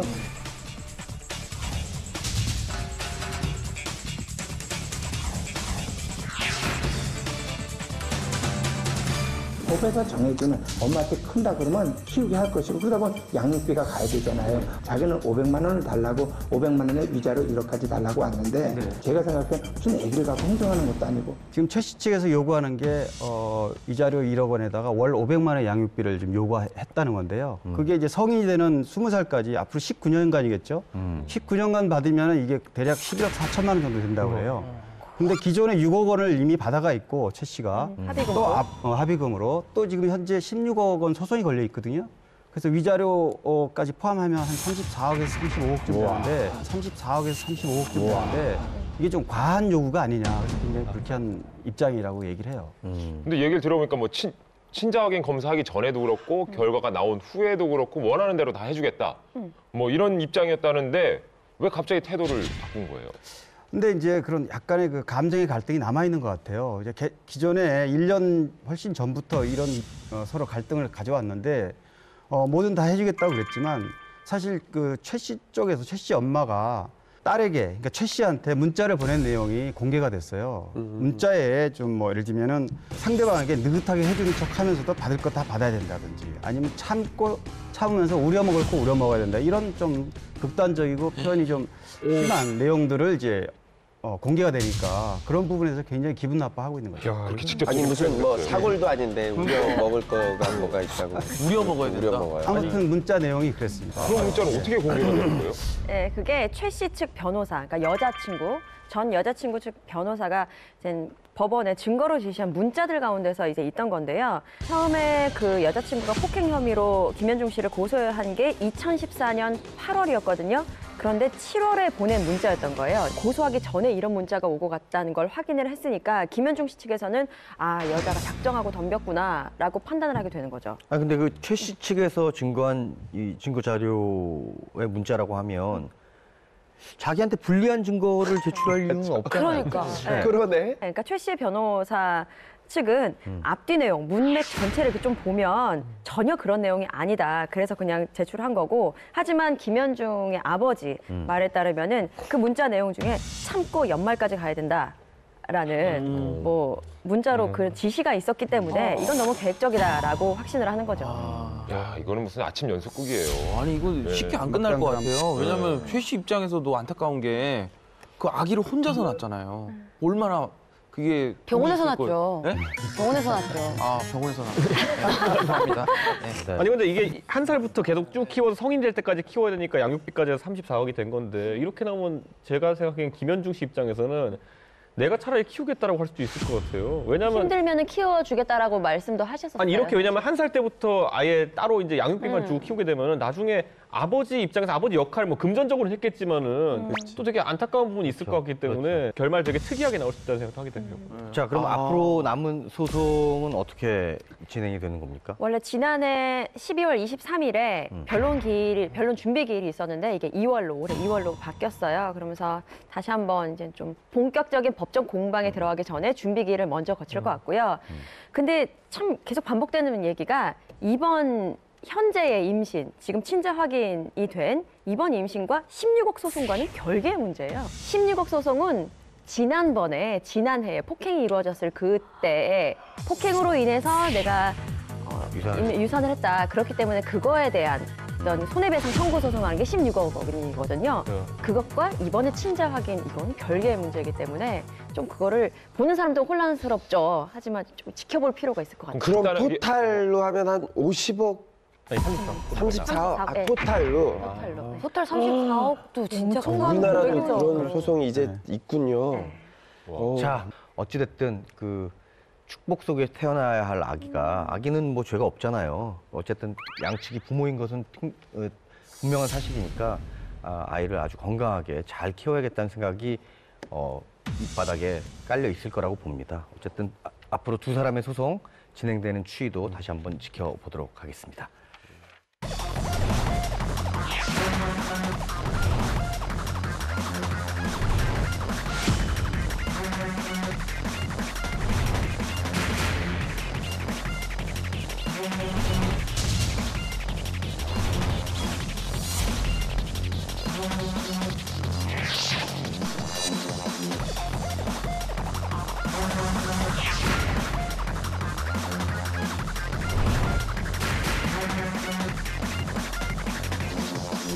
그 후로 벌써 8년의 세월이 지났습니다. 근데 이제 올해 신정아 씨가 큐레이터로 복귀를 하기로 했는데 신정아 씨에 대한 풍문 알고 계시는 분들이 꽤 계시는 걸로 알고 있거든요. 네, 제가 입수했습니다. 예. 신정 씨가요? 예. 예. 풍문입니다. 예. 신정아 씨는 조영남의 여자친구다?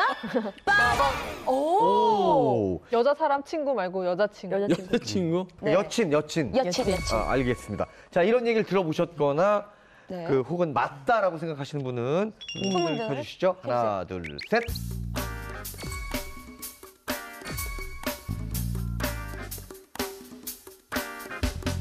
아니, 너무 내용이 튀지 않아요? 조용남 선생님은 좀. 근데 실제로 네. 실제로 소문이 났기 때문에 네. 그리고 또 소문이 났어요? 그럼요.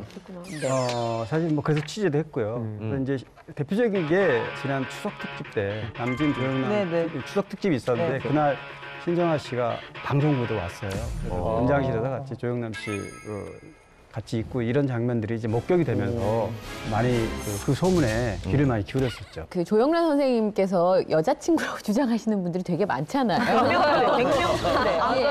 제가 알기로는 그 전시회 때 그 천마 용갱이라고 해가지고 그 진시황처럼 이렇게 용마병이라고 그러나요? 왜 넣어놓잖아요. 그것처럼 자기 친한 여자 사람 친구들이 이렇게 전시회 때 얼굴을 넣어서 이렇게 북을 만드신 걸 제가 얘기를 들었었거든요. 그러니까 실제로 조영남 선생님이 어장관리 1호다 이렇게 얘기하기도 했었기 때문에 저는 아까 뭐 실제로 아주 깊은 연인 관계나 이런 느낌이 아니라 조영남 선생님 주변에 항상 그 여자친구라고 주장하시는 분들이 많기 때문에 저는 그런 측면으로 이해를 했었습니다. 아니 그럼 그 두 분은 이번 전시를 하시면서 처음으로 이렇게 인연이 되신 거예요? 그러니까 그 전에도 저는 알고 지낸 사이라고 스캔들은 생각했습니다. 살짝 예전부터 있기는 있었고 사실 두 분이 인연은 있었던 걸로 알고 있어요. 네. 뭐 친분은 어느 정도 있었던 걸로 알고 있는데 결정적으로 이제 전시회 때문에 얘기가 나왔던 건데 그게 뭐냐면 신정아 씨를 기용하는데 부담이 없었냐라고 이제 질문을 했더니 조영남 씨가 내가 고려할 이유가 전혀 없지 않냐.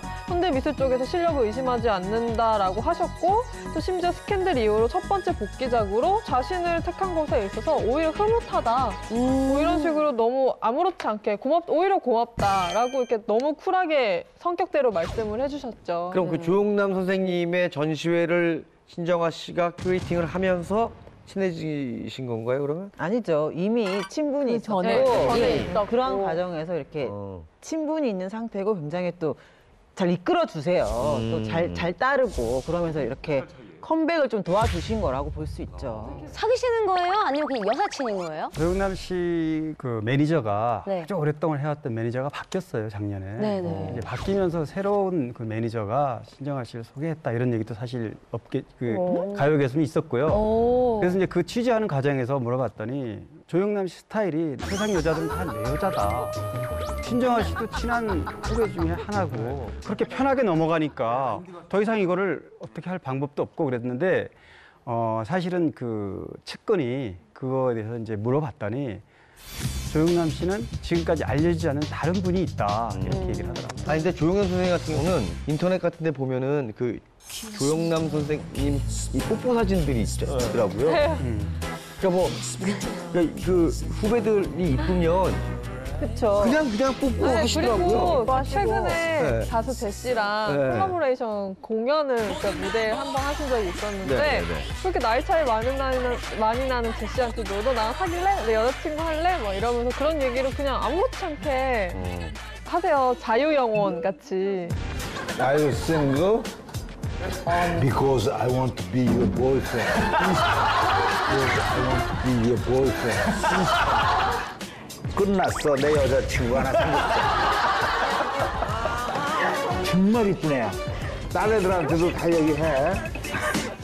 실제로 조용남 선생님 댁에 저도 가본 적이 있지만 가보면 문학의 인사들이 굉장히 많아요. 그리고 조용남 선생님 미팅이 굉장히 많잖아요. 다 집으로 부르세요. 그래서 저도 뵈러 갔는데 모르는 지인분들이 너무 많이 계세요. 같이 밥을 먹는 상황. 그래서 한 사람씩 온 사안을 얘기하는 거예요. 선생님 오늘 뭐 이것 때문에 왔어요. 그럼 그래 너 이렇게 해. 너는 뭐 약간 이런 분위기고 회의하시네. 신정아 씨도 실제로 조용남 선생님 댁에 굉장히 많이 가시죠. 이런 식으로. 근데 신정아 씨도 큐레이터로서의 이력 자체 우리가 이제 사고 터진 뒤에 이력을 봐서 그렇지 그 전에는 은근히 그 젊은 큐레이터를 명성을 날렸던 적이 근데 인정받는 큐레이터였어요. 그러니까 조용남 선생님도 아마 그런 면에 주목해서 이제 관계를 맺고 만나기 시작한 게 아닐까라는 생각이 드네요. 보니까. 자, 어쨌든 신정아 씨는 그 굵직한 스캔들에 휩싸였던 주인공인데 뭐 어떤 사건이었는지 좀 우리 설명을 좀 해주시죠. 2007년 12월 19일에 대통령 선거를 앞두고 이건 진짜 세기의 스캔들이었죠. 그 변양균 전 청와대 정책실장과 신정아 씨의 스캔들이 이렇게 있었는데 당시 스캔들의 대상이 어쨌든 그 당시 노무현 대통령의 최측근이었던 변 실장이라는 게 아주 이게 정치적인 의도가 가미된 거 아니냐부터 시작해서 여러 가지 말이 많았죠. 그 어떻게 시작된 거죠, 스캔들이? 시작은 이제 학력이죠. 왜냐하면 이분이 되게 어린 나이에 승승장구했죠. 그 분야에서. 교수 그리고 뭐 광주 비엔날레 감독, 문화감독, 이런 굵직굵직한 이력을 가지게 되니까 처음에 의심의 시발점은 뭐였냐면은 저분 누가 뒷배를 봐주고 있는 거 아니냐 이렇게 시작되어가지고 가다 보니까 뭔가 이력이 숫자가 좀 안 맞는다. 학력이라든지 이런 것들이 그래가지고 학력 위조 의혹이 제기되었고. 그러다 보니까 압수수색으로 이어졌죠. 그다음에 압수수색을 이제 하는데 그 과정에서 변양균 실장관의 주고받은 메일 같은 게 다 나오게 되고 예를 들어 그 안에 뭐 표현들이 뭐 사랑하는 정아에게 뭐 이런 거 똥아저씨라는 게 이제 변 실장이 성이 변 씨인데 이거를 애칭 삼아서 똥아저씨라고 불렀다고 이제 하는데 이게 그래서 되게 그러니까 이게 어떤 느낌이었냐면 그 당시에 그냥 그 100통이 넘는 이메일이 있었으니까 하나씩 새어나오는 느낌이 있잖아요. 그래서 사랑을 하긴 했었다는 건가요? 그렇죠. 그 과정에서 이제 밝혀진 게 두 사람이 명백한 연인 관계였고 사실은 오피스텔을 얻어놓고 거의 또 동거 수준이었다는 얘기들이 나왔어요. 그래서 실제로 변양균 그 전 실장이 기업에 거액의 후원금을 좀 이렇게 서포팅 해준 사례도 있고 또 국가 지원금도 좀 지원해줬고요. 이제 이런 여러 가지 정황들이 나오면서 두 사람의 관계가 엮어진 거예요. 아니 근데 이 변양균 씨가 유부남이었던 거잖아요. 네. 그렇죠. 그 아내분은 입장을 어떤 반응을 보이셨었어요? 뭐 반응을 보일 수가 없죠. 그냥 아예 아무 반응도 못하고? 당시에 짧게 반응을 했어요. 나는 내 남편을 믿는다. 맞아요. 이런 반응을 했었죠. 그러니까 그때 변양균 실장의 아내와 가족들이 그걸 다 보듬어주고 이런 반구도 하지 않아서 그때 의외로 그 일들이 사실 신정아 씨가 자서전을 내지 않았다면 다시 언급될 일이 없을 정도로 정리가 되는 상황이죠. 자서전이 대폭탄이었죠. 그 안에서 뭐 학력 위조가 있었느냐 아니면 실제로 변양균 실장과의 로맨스가 있었느냐를 가지고 나오다가 2차로 한번 터진 게 뭐냐면 신정아 씨가 이제 그 형을 살고 나와가지고 자서전 냈을 때 책을 냈죠. 본인의 수영 번호를 이제 제목 삼아가지고 냈잖아요. 그런데 그 안에 좀 더 내용이 폭로가 있었죠. 그때. 자서전이 그 대목이 되게 인상적이었었던 게 있는데 그때 당시 이제 별명이었던 똥아저씨라고 이제 애칭같이 사용을 하시면서 자서전에 적혀 있었던 말이 가슴이 많이 아려왔다. 내가 생각하는 사랑이 남들에겐 하찮고 별 볼 일 없는 것이요. 말도 안 되는 천박한 사랑으로 보인다는 것이 가슴 아프다. 그러면서 다른 사람들이 보기에는 바람직하지 못한 인연, 아주 슬프게 흘러가 버린 인연이라고 표현하면서 옥고를 치른 후에도 약간 애틋한 마음을 표현을 하셨죠, 자서전.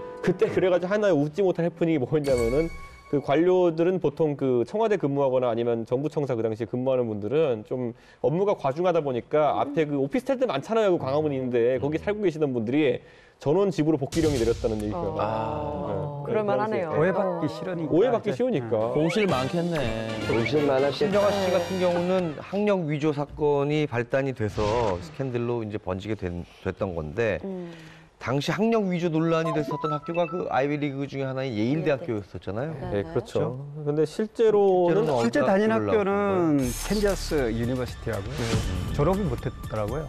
3학년 중퇴한 걸로 돼 있어요. 아니 그래도 이렇게 해외 유학도 가고 또 미술도 전공을 하려면은 집안이 좀 넉넉해야 되지 않아요? 그러게요. 예. 네. 특히나 뭐, 미술 같은 경우는 뭐 워낙에 돈이 많이 줘야 되니까. 네. 근데 양가가 지금 현재까지는 자세히 알려진 바는 없지만 재력가 집안인 것으로 알려져 있고 자서전에 노무현 전 대통령과 신정아 씨를 연결해줬다고 쓴 외할머니가 언론의 주목을 받기도 했었는데요.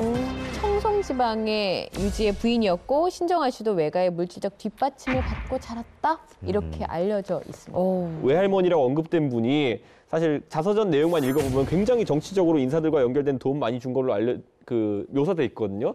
그래서 이분이 무슨 뭐 전직 대통령의 뭐 영부이다 이런 얘기부터 시작해가지고 굉장히 많아서 언론사에서 검증 들어갔는데 뭐 일간지 기자의 말로는 그거는 사실이 아닌 것으로 확인됐다 이렇게 나오죠. 사실 신정아 씨 어머니도 그래가지고 그 청송에서 그 어린이집 운영하고 또 정치적인 활동에 많이 참여하고 이러면서 사회 활동을 활발히 하는 걸로 알려져 있기 때문에 이런 점이 신정아 씨에게도 약간 사교성이라는 것을 발달시키는 그런 쪽으로 도움이 되지 않았나.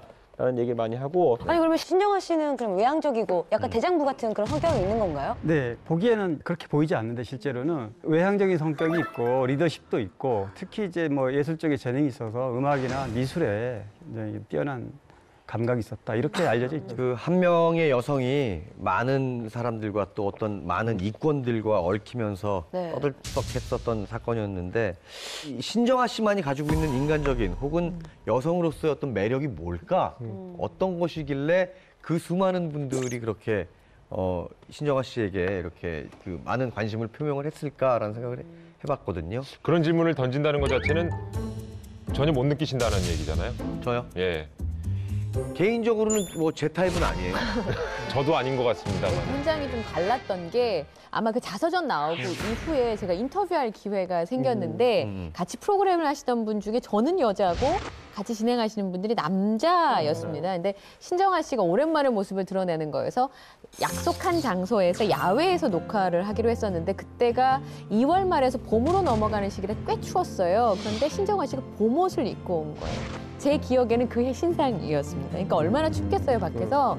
근데 3시간 동안 너무 추워서 커피가 너무 식어가지고 3번씩 리필을 할 정도로 차가운 날씨였는데 자세나 아니면 사람을 대하는 태도나 단 하나도 흐트러짐이 없이 그 자세를 끝까지 유지하는 걸 보고 굉장히 놀랬고 어른 거 아니에요?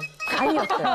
엘사 아닙니까? 엘사? 아닙니다. 엘사 왜냐면 겨울왕국 아니에요? 그냥 꼭 저랑 같이 안 가셔도 되는 저희 부장님이 계셨어요. 근데 현장에서 무슨 일이 생길지 모르니까 꼭 가서 내가 지켜봐야겠다고 하셔가지고 제 기억에는 녹화 처음부터 끝까지 같이 계셨던 걸로 기억이 되고 함께했던 남성 스태프들이 꽤 호감을 보였던 게 저한테는 굉장히 인상이 남아 있습니다. 그거는 그러니까 권력이 있고 뭔가 이름이 대단하신 남자분들 몇 분이 신정아 씨에 대해서 호감을 갖고 있었고 어떤 관계가 있었다라고 알고 있으면 나머지 보통 우리 시청자 입장에서는 저 여자의 매력이 뭘까가 굉장히 궁금해지는 거예요. 궁금하죠. 그래서 없는 매력을 찾아내려고 하는 그런 호기심이 더 생기는 거죠. 그러니까 약간 수컷의 본능이랄까요?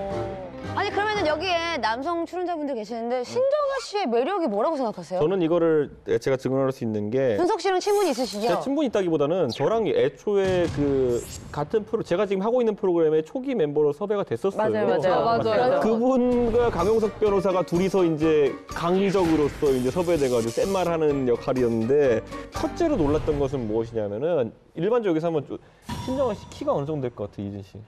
170 정도요? 아니요, 키 작아요. 완전 작은. 키 안 작아요. 키 작을 거라 생각하는 남자들이 원래 되게 많거든요. 근데 한 168 정도 되는 느낌이에요, 실제로. 꽤 큰 편이네요, 그러면. 키가 안 작고 굉장히 또 말랐어요. 마르고 또 스타일이 굉장히 좋고. 그게 좀 만나보면 생각과 달라요. 그러니까 모든 것들이, 그러니까 매너라든지 아니면은 그런 것들이. 두 번째로 또 뭐가 있냐면은 저희가 같이 이제 뭐 식사하다가 뭐 술 한잔하고 같이 노래방 같은 데 가서 이제 노래하고 이러면은 남자들이 예를 들어 그냥 예의상으로도 같이 배석한 사람들한테 노래 한 곡씩 하자라고 이렇게 하면은 신정아 씨가 끝까지 빼시더라고요. 저 안 불러 이렇게 하시는데 그래서 대충 그러면 우리 생각하기로는 야, 노래는 좀 못 부르시나 보다 하고 그냥 강요하지 말자 그래가지고 마지막에 그냥 했는데 되게 잘 불러. 그러니까 근데 딱 한 번 그때 신정아 씨랑 사석에 뵀음에도 불구하고 그 뒤로는 그런 이미지가 굉장히 강렬한 거예요. 뭔가 뭐든지 반전. 그러면 반대로 여자분들이 봤을 때는 이 신정아 씨의 매력, 아니면 여자분들이 생각하시는 신정아 씨 어떠세요?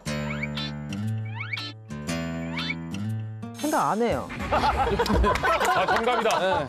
정답이다. 정답. 하은정 기자 좋습니다. 시원하네요. 사이다 줄 알았어요. 사이다 같은 발언. 시원하네요. 예. 아니 신정아 씨가 2013년에 종합 편성 채널 방송에 또 MC로 나선다는 얘기를 들었던 것 같거든요. 제가 하는 방송에서도 처음에 이제 다 기사까지 내고 한 다음에 진짜 엄청나게 방송국을 공격하는 메시지들도 많고 이래가지고 전화도 제법 많이 왔어요. 엄청나게 공격받아가지고 그때 결국 복귀를 그렇게 못한 거였거든요. 여론에 밀린 거네 결국. 아니 또 연기에도 도전한다는 그런 소리가 있던데요. 임성환 작가 드라마의 큐레이터 역할로 했어요? 컴백을 한다라는 얘기가 있었죠. 실제로 또 그 얘기가 사실이기도 했어요. 아니 본업으로 복귀하는 건 모르겠는데 연기 변신은 정말 좀 의외 아니에요? 근데 아직까지 왜냐면 임성환 작가님 같은 경우는 실제 그 직업군의 분을 그 배역으로 똑같은 캐릭터일 경우에 이렇게 연결하는 경우가 있었기 때문에 또 이제 또 신정아 씨가 드라마를 하면 얼마나 화제가 되겠어요. 그래서 자문을 구하다가 이 역할 괜찮겠다 너 해봐라고 된 거고 고민 끝에 또 오케이를 한 거죠. 근데 반응이 너무 안 좋아요. 그 이후로. 그래서 무산됐다고 그러더라고요. 그리고 그 이후에 이제 작년에 한 그 종합편성 방송 프로그램에 출연하신 적이 있었는데 그때 이제 고위 공직자의 스캔들에 대해서 이제 언급하셨던 게 좀 화제가 됐었어요. 그때 이제 신정아 씨가 사랑에는 책임이 따른다는 것을 그때는 잘 알지 못했다. 그러면서 너무 어렵고 판단력이 부족했었던 것 같다. 시간을 돌릴 수만 있으면 되돌아가고 싶다라는 그런 생각을 여러 차례 했다. 뭐 이런 식의 말씀을 하셨었죠. 그러니까 대중의 정서가 중요했었던 것 같아요. 맞아요. 스캔들 주인공이었던 우리 변양균 전 정책실장은 지금 어떻게 지내고 계십니까? 네, 사실 변양균 실장은 사실 이 일만 아니었으면 엄청 좋았었는데 정말 똑똑한 평가가 사람. 너무 주변에 좋았었고 제 기억에 그때는 불자 모임들의 회장을 할 정도로 주변의 평가가 굉장히 좋았던 분이었었는데요. 올해 8월에 콘텐츠 전문 벤처 투자 회사인 엑사의 회장으로 취임을 했고 회장인데. 예, 인수전에 지금 그 매각 작업에 참여하고 있는 것으로 경제 기사에 나기도 했었습니다. 그리고 제가 프로그램 진행하면서 인터뷰 요청을 몇 번을 좀 드린 적도 있었는데 나오시면 다 이 얘기를 물어볼 수밖에 없는 안 한다고 하지만 또 나오면 물어보게 되는 그런 대목이 있어서 그런지 아직까지는 그 얘기는 하고 싶지 않다 그래서 고사했던 걸로 제가 기억이 듭니다. 2012년에 이제 한 매체가 결국 인터뷰를 하긴 했는데 뭐 아내에게 항상 감사한다. 왜냐면 그 당시에 자기 곁을 지켜준 아내가 없었으면은 더 나락으로 떨어질 수 있었는데 그거를 붙잡아주고 가정을 지켜준 아내에게 고맙다 이렇게 했는데 최근에 아내분이 암투병 중이라는 소식도 전해져가지고 안타깝네요. 안타까움을 좀 자아내고 있습니다. 그러게요. 예, 빨리 쾌차하시길 바라겠고요. 네. 어쨌든 뭐 신정아 씨 복귀하셨다고 하니까 좋은 활동 이어가 주시기 바라겠습니다. 네. 자, 무리빚은 스타들의 복귀에 대해서 얘기를 나눠봤는데요. 많은 사랑을 받는 만큼 스타들에게도 반드시 큰 책임 의식이 필요하다는 분명한 사실을 우리 오늘 얘기를 해본 것 같습니다. 네. 오늘 준비한 이야기는 여기까지입니다. 밀착 토크. 풍문으로 들어쇼! 다음 시간에도 궁금하고 강한 풍문 많이 가지고 돌아오겠습니다. 감사합니다. 감사합니다.